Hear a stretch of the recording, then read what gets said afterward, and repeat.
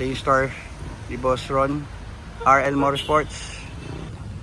Boss Ron, thank you po sa pagsagip sa akin, boss. Medyo baha kasi, tapos nahanap ko yung lugar niya, DC Racing, Sir Alfie. Ano po, usually ginagawa niya sa shop na, boss? Mostly Honda. Honda lang po, boss. Honda, pwede yung mga ibang brand, nakakater naman natin. Kagaya nito, 86. Tingnan nga natin, boss, yung ginagawa mo sa 86, boss. Yan, in-upgrade namin yung everything from inside to outside. From inside, naka-piston and rods na rin siya. Opo. Na manly, then custom yung piston niya. Opo. Then HKS siya na turbo kit. Mhm. Ang ginagawa namin ngayon, in-upgrade namin yung fuel system niya kasi hindi na kaya. Yung stock fuel niya, fuel system na mga 430 horses yung nagawa namin. Pero pag nasa truck na kasi, nagkakaroon kami ng fuel surge. So, kailangan namin siya i-upgrade. I-upgrade na, no? Yes. Okay po. Yung sa CC na binabato Ngayon, na naka 1,400cc siya na. 1,400. Damn. Taas. Pero yung duty cycle niya, nasa 40% lang. 40% lang po. At least may baon lang, no? Yeah. Yung 400 horses niya.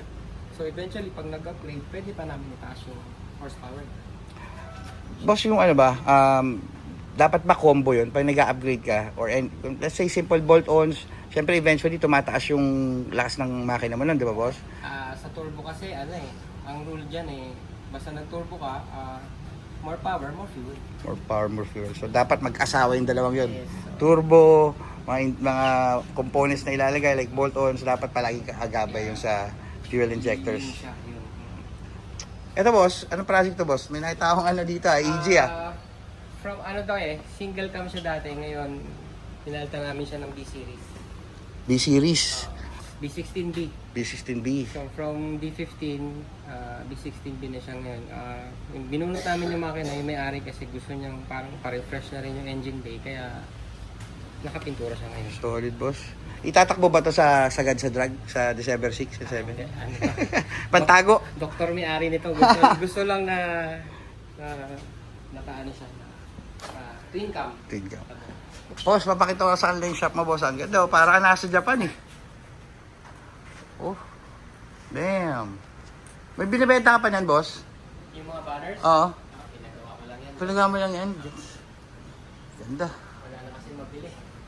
Pasaka para nasa up garage, eh, oh. Sa Japan, eh. Maraming mga... Eto, boss, lahat to, may-ari na yung mga stocks mo yan. O for sale. Yung iba, for sale. Yung iba, naipon ko lang. Mostly naipon ko lang yan nung pag namimili ako sa Japan.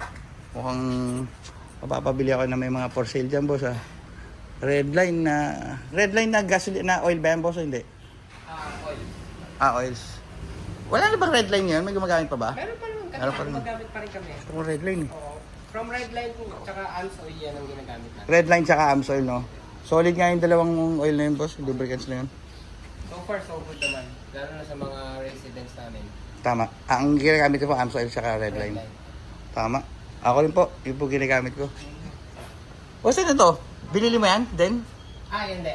Yan, nabili ko yan sa Japan na. Ano ibig sabihin yan, boss? Wala, Parang nagmumura yan, eh. Tangina mo. Okay, tangina mo. Ginang-ina mo. Boss, binibenta mo ba isa dyan?